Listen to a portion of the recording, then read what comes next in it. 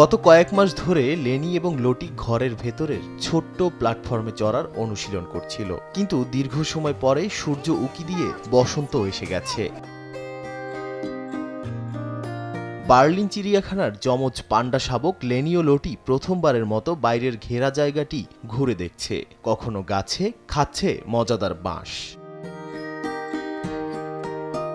7 মাস বয়সী এই শাবক দুটো বাইরের উঁচু জায়গায় ওঠার জন্য একদম উপযুক্ত।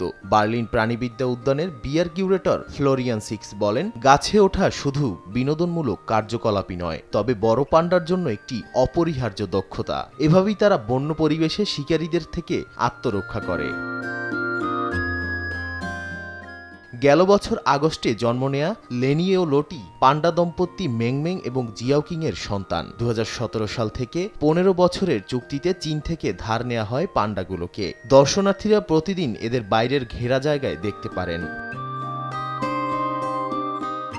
বিশেষজ্ঞদের মতে আবহাওয়া যদি ভালো থাকে তাহলে বেশ কয়েক ঘন্টা বাইরে কাটাবে পান্ডা দুটো, কিন্তু যদি ভালো না থাকে তাহলে চিন্তার কোনো কারণ নেই। দর্শনার্থীরা ভিতরে এসে লেনি, লটি, মেংমেং এবং জিয়াওকিং এর পান্ডা পরিবারকে দেখতে পারবেন। নাদিম মারজান, সময় সংবাদ।